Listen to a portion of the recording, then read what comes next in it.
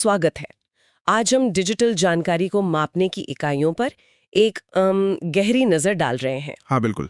हमारे पास कुछ दिलचस्प स्रोत हैं जो बताते हैं कि कैसे हम बिट जैसी छोटी सी इकाई से शुरू हुए हाँ और अब क्वेटाबाइट जैसी विशाल इकाइयों तक पहुंच गए हैं। बिल्कुल, ये सफर काफी लंबा रहा है। तो आज का मिशन क्या है?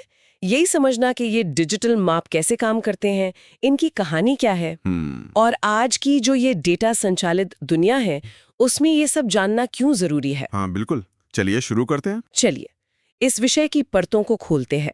शुरुआत तो काफी मौलिक है, मतलब कंप्यूटर आने से पहले जी। जानकारी को भौतिक तरीकों से मापा जाता था, जैसे किताबों में शब्द या आवाज की लहरें। हाँ, तब तो कोई डिजिटल का कॉन्सेप्ट ही नहीं था। डिजिटल जानकारी के लिए कोई मानक इकाई थी नहीं। हाँ, ये एक बिल्कुल अलग ही दुनिया थी। फिर 1940 के दशक में एक क्रांति आई। हाँ जब क्लॉड शैले ने अपनी 1948 के पेपर में, हाँ वो बहुत फेमस पेपर है, हाँ सुना है मैंने। उसमें बिट यानी बाइनरी डिजिट का कॉन्सेप्ट पेश किया। बिट ये जानकारी की सबसे छोटी इकाई है, बस एक जीरो या एक। अच्छा। यहीं से मतलब डिजिटल डेटा को मापने का सफर शुरू हुआ। और बिट के ठीक बाद आया बाइट। हाँ, बाइट, जो 8 बिट्स का समूह होता है। 8 बिट्स। ये 1950s के दशक में आईबीएम के शुरुआती कंप्यूटरों के साथ एक तरह से मानक बन गया। अच्छा, आईबीएम के साथ। आमतौर पर एक बाइट एक कैरेक्टर को दर्शाने के लिए काफी होता है, जैसे कोई अक्षर या अंक। ASCII वाला? हाँ बिल्कुल, ASCII स्टैंडर्ड के जरिए वो टेक्स्ट कैरेक्टर्स को कोड करने का शुरुआती तरीका था। और जैसे जैसे हमारी डेटा बनाने की, स्टोर करने की क्षमता बढ़ती गई तो इन छोटी इकाइयों से काम चलना मुश्किल हो गया। जाहिर है। यहीं से बड़ी इकाइयों का जन्म हुआ। Kilobyte, KB, megabyte, MB, gigabyte, GB. GB तो आजकल आम है। हाँ, फिर terabyte, TB, petabyte, PB, exabyte, EB, zettabyte, ZB और योटाबाइट। बाप रे, कितने सारे। और ध्यान देने वाली बात है कि हर अगली इकाई पिछली से मोटे तौर पर कहें तो 1000 गुना बड़ी होती है। 1000 गुना? ठीक है, तो ये सब इकाइयां सीधी लगती हैं, किलो, मेगा, गीगा, लेकिन असलियत में स्टोरेज और मेमोरी मापते समय एक पेंच है ना? हाँ सही कहा। 2 अलग-अलग तरीके क्यों हैं? सही कहा, यहीं पर अक्सर कंफ्यूजन होता है। देखिए, 2 मुख्य सिस्टम हैं। एक है डेसिमल, जिसे SI मानक कहते हैं। ये 10 की घात पर आधारित है, मतलब 1 KB = 1000 बाइट्स। 1000 बाइट्स, ठीक है। और दूसरा है बाइनरी, IEC मानक। ये 2 की घात पर आधारित है, मतलब 1 KB = 1024 बाइट्स। 1024, अच्छा। हाँ, स्टोरेज डिवाइस निर्माता जैसे हार्ड ड्राइव और SSD बनाने वाले, हाँ, वो अक्सर मार्केटिंग के लिए डेसिमल सिस्टम यानी 1000 वाला इस्तेमाल करते हैं। ताकि नंबर बड़ा दिखे, या आसानी के लिए कह सकते हैं, समझने में आसान लगता है, क्योंकि हम डेसिमल में सोचते हैं। अच्छा, तो कंपनियां 1000 वाला सिस्टम इस्तेमाल करती हैं? और दूसरा वाला 1024 वाला, वो जो बाइनरी सिस्टम है 1024 वाला, वो ज्यादातर ऑपरेटिंग सिस्टम इस्तेमाल करते हैं, जैसे विंडोज, मैक। हाँ, विंडोज, मैकओएस, लिनक्स और कंप्यूटर की रैम भी। क्यों? क्योंकि ये कंप्यूटर के बाइनरी आर्किटेक्चर से सीधे तौर पर जुड़ा है। अच्छा।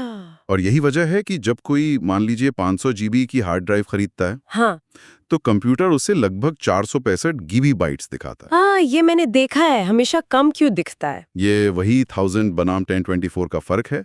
ये कोई गड़बड़ नहीं, बस गणना का अलग तरीका है। लेकिन इससे कंफ्यूजन तो होता है। बिल्कुल होता है, खासकर जब आप स्पेस का अनुमान लगा रहे हो। ये वाकई एक आम उलझन है।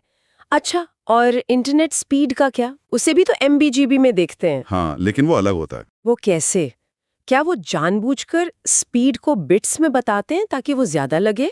हाँ, देखिए, नेटवर्किंग स्पीड आमतौर पर बिट्स प्रति सेकंड यानी BPS में मापी जाती है। BPS?